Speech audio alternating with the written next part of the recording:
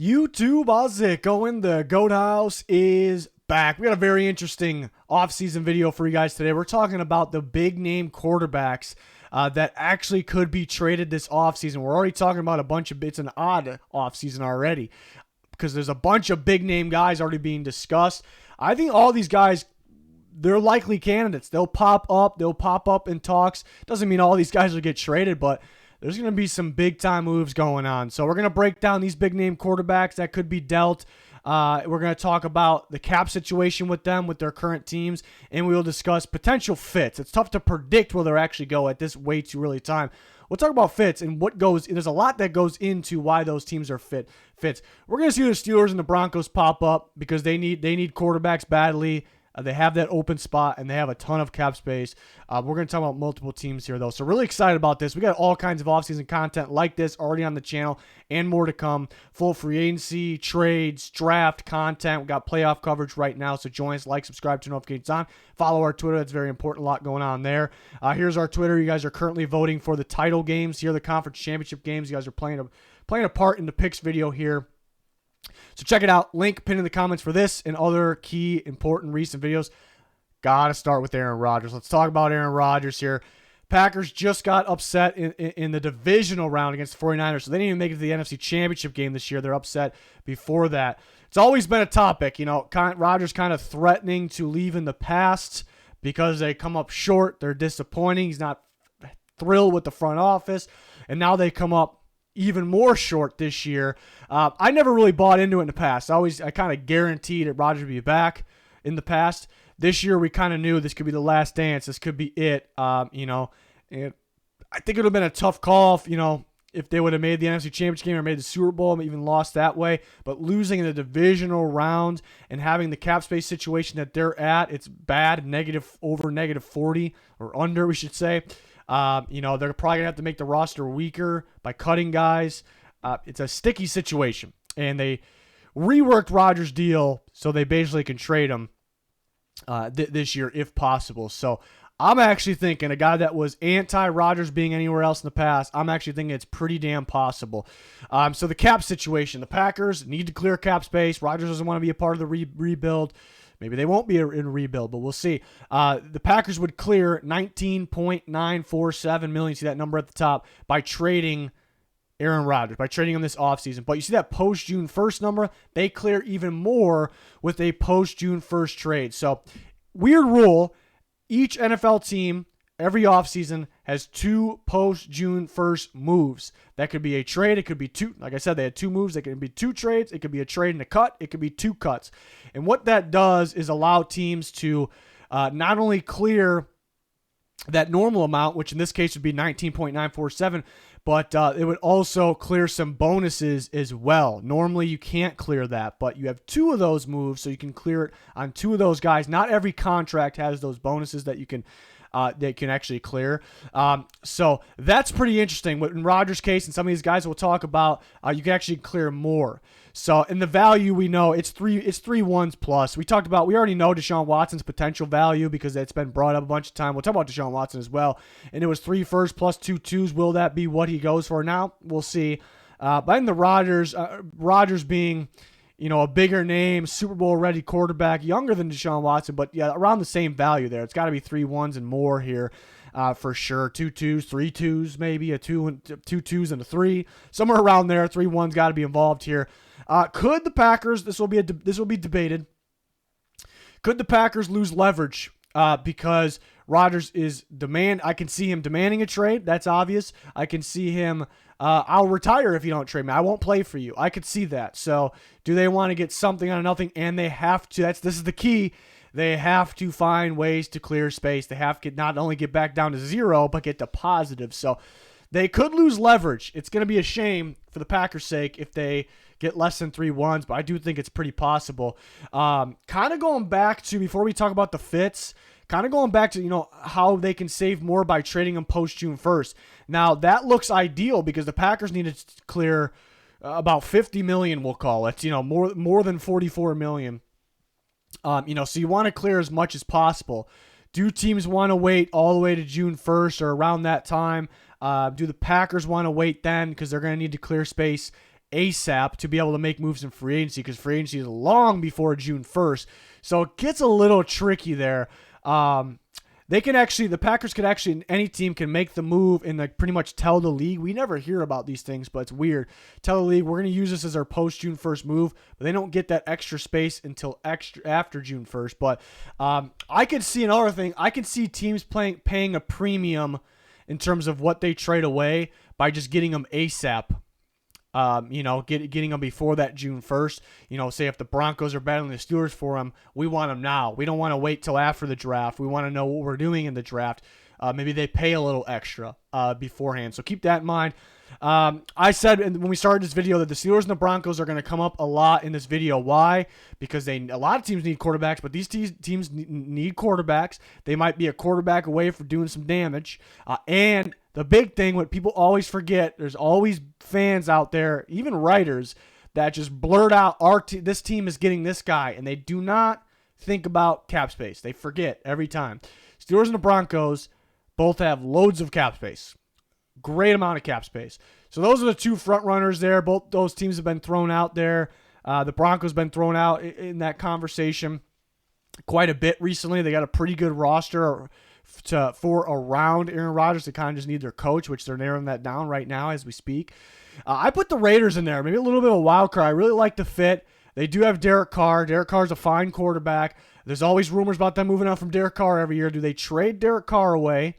Because there will be takers if they're willing to trade Derek Carr. It will be takers for a good price. We'll talk about Derek Carr in this video. They trade Derek Carr away, get a couple picks, use some of those picks. You're going to have to use more for Aaron Rodgers and get that guy. Another thing to keep in mind, Raiders got a pretty good amount of cap space this year to do some damage. But if you look at the next 2 years, 2023, 2024, it's all projected right now. But as we sit, they're number one. They're number one in cap space the next 2 years. Not this year. They're pretty good this year. 2023, 2024, as we sit, things will change because they're going to give out some money. They are sitting at number one.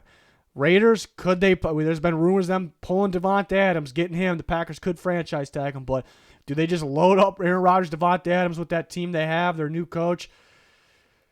Things need to happen. Some stuff that needs to happen here, but it's interesting. So I look at the Steelers and the Broncos mainly, though. Talking about Deshaun Watson, we've talked about him a lot over the last year. The Texans will clear $24.2 million by trading him post June 1st. They clear a lot more, $35 million. Teams will want to trade for him before the draft, so maybe they pay the full price. The Texans are asking for 3 firsts and 2 seconds, so maybe teams pay the full price if they can get him before that post June 1st,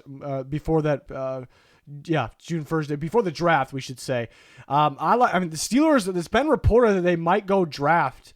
It's just tough for me to see that team, Mike Tomlin go with the project rookie. I think they want to win now. I know they have other needs, but I can see them going for, and they have that quarterback need. They have the cap space. I can see them going for a guy like Deshaun Watson here, making that move. I'll put the Dolphins in there still. It kind of feels like they're gonna build around Tua. Flores gone. They like to. Who's left likes Tua. They want to build around him. I wouldn't rule it out still. They were very much in on Deshaun Watson, so it's hard to rule it out. Put the Panthers in there, too. They were very much in on Deshaun Watson. They wanted to wait till the offseason. And remember, there was a load of teams that it was reported that Deshaun Watson didn't want to play for. I'd throw the Broncos in here. I'd throw the Eagles in here. And they very well could end up with them. But it sounded like Deshaun Watson did not want to play for those teams. So will that change? I don't know if I see that changing, really. But I think you should consider it, Deshaun Watson, that is. The Panthers, he did not rule out playing for, which is, there's questionable what's going on there right now. I do like what's going on with their defense, though. But they have weapons. They're kind of just a quarterback and some offensive linemen away. So I can see the Panthers making a move. The Giants, the New York Giants, are a team that's been thrown out there a lot, actually, very recently. They can make a move for Deshaun Watson. Could definitely see the fit. My problem is cap space. The Giants are in a bind with cap space right now, so they can't afford to bring in. That's a pretty big number there for Deshaun Watson. They can't really afford to do that. They got a decent amount next year, so they can cut some guys, restructure some deals to push money back. So it's possible. Just a lot has to kind of happen because they're not sitting in the best cap space situation spot. But that is kind of a dark horse team, the New York Giants, to look out for. Will Watson want to play there because he has that no trade clause. So definitely a guy we expect to get traded. Let's talk about another big name guy here, Russell Wilson. Cap clear right now would be $11 million. Post June 1st would be $24 million. So a pretty big difference for the Seahawks. The Seahawks, who actually have a pretty good amount of cap space. So I'll get what I think they'll actually do here, but at the end. But for Russell Wilson, but I think the value is 2-1s. I mean, he's coming off that hand surgery. He didn't really play that well this year, but he's still a very good quarterback. I don't think he's as expensive. 2-1s plus, more than just 2-1s. Maybe some mid-round picks, day 2 picks. I don't think his value is as much as the Aaron Rodgers or the Deshaun Watsons. Best fits, again, I talk about the Steelers and the Broncos will be involved in a lot of these things here because, again, they need a quarterback.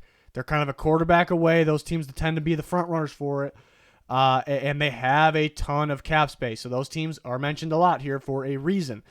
I put the Titans in there. I think what the Titans are doing is a fit. It kind of fits that Russell Wilson type game. They want to run the ball. They want to have the play action pass, but they want to do more with their offensive play, especially in the playoffs. They've been a little bit of a letdown. Tannehill in the big games been a little bit of a letdown.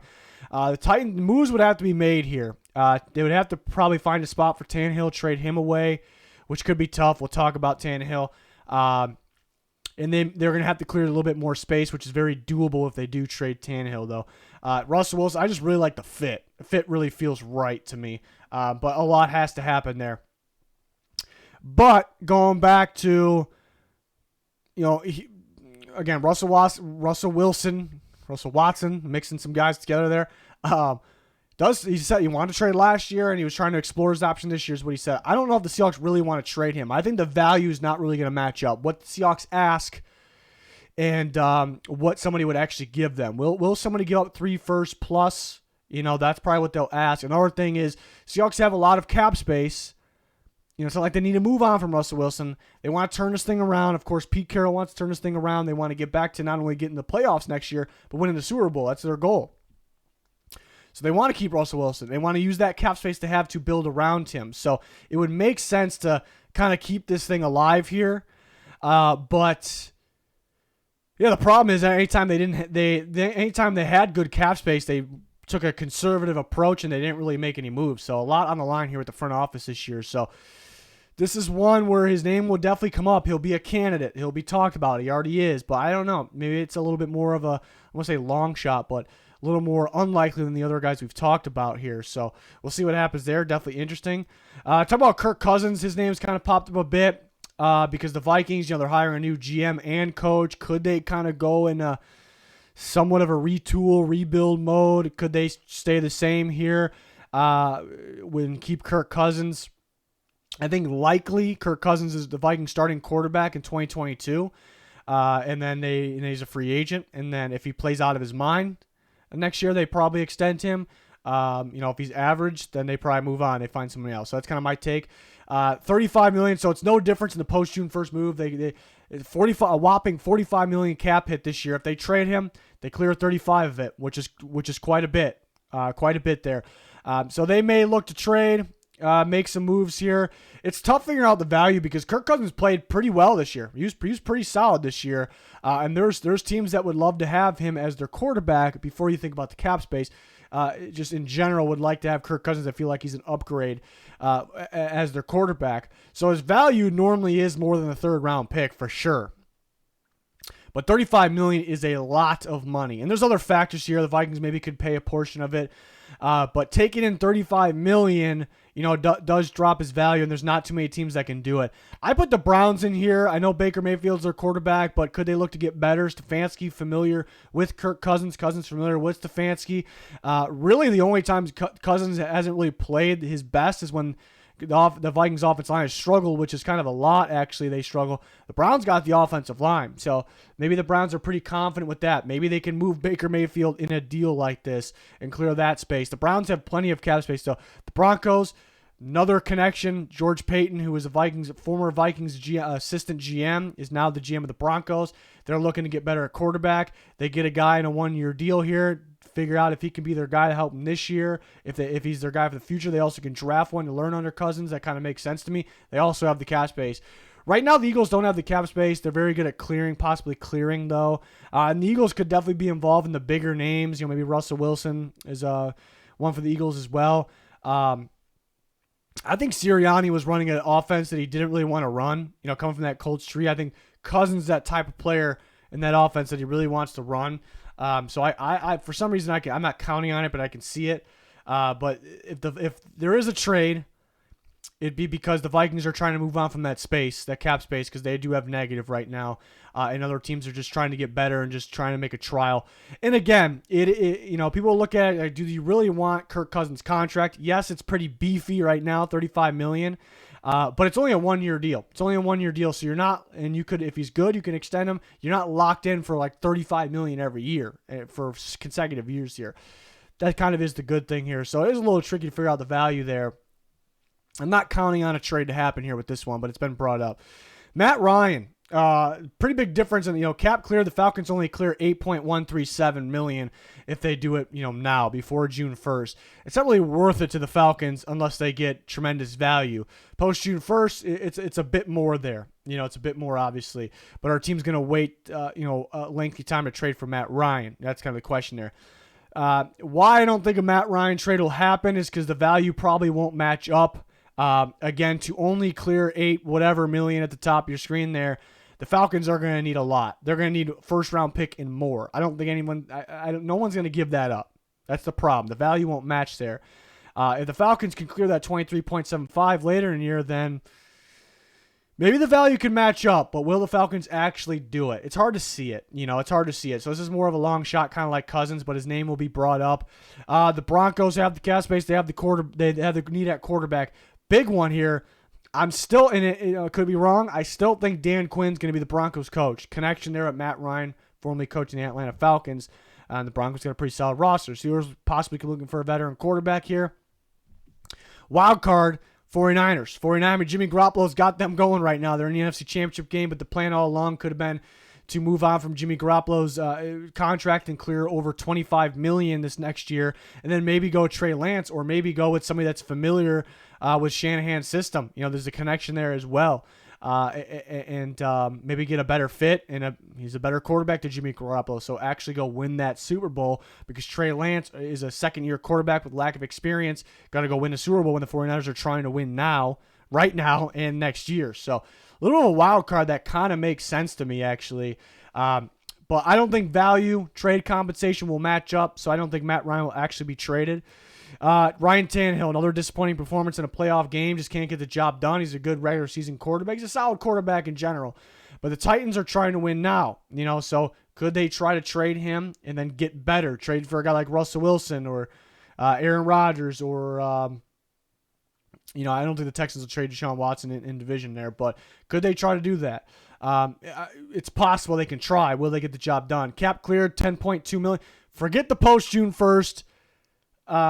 Team's not going to wait that long. I don't really see that. And you're kind of asking a lot for a team to trade for Ryan Tannehill in general. It's going to have to be a cheap value, like a 4th-round pick. He's a decent quarterback. He can make a team better than what their current quarterback situation is. And we talk about the Steelers and the Broncos again. Washington football team who could be in on a guy like Deshaun Watson, perhaps, some of those other guys. But are they appealing enough to land those guys? That's the problem at Washington and some of these other teams with the star quarterbacks. Are they appealing enough for those guys, those teams? So could end up with a guy like Ryan Tannehill who technically improves them, over Heineke for sure. If he only costs a 4th-round pick and you're taking in 10.2, the problem here is next year he's got a pretty big cap hit, and that's why I don't think anybody trades for Ryan Tannehill. This year, very doable. Next year, 2023, a pretty large cap hit for the team that trades for him. So do they try to rework that deal out, whatever it is? That's what's kind of keeping the Titans from trading him. They need to find a taker here for a cheap cost. Will there be a taker? So that's the tricky part. The Titans could look to make moves, move on from Tannehill and bring in somebody better because they're trying to win a Super Bowl right now.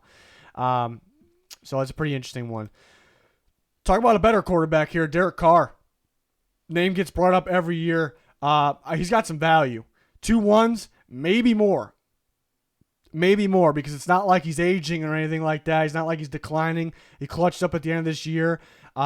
He's only got 1 year deal left on his contract. And people are like, is it a rental? I don't really view rentals at quarterback unless, especially if they're a guy like Derek Carr.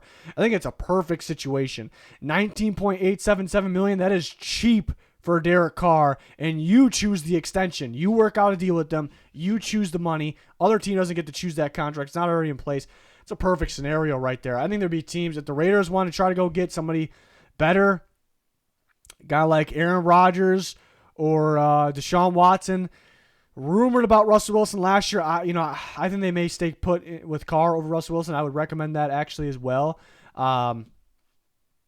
But do they move on from him? And because they don't feel good about extending him, and they try to go get the better guy, Maybe. And there will be takers for, like I said, with that contract for that price. I believe there will be takers. Again, I look at the Steelers again. I can't put the Broncos up here this time because they're not going to trade them to a division rival. I like the Eagles for them a lot. Eagles are a team I think I would watch out for Derek Carr if he becomes available.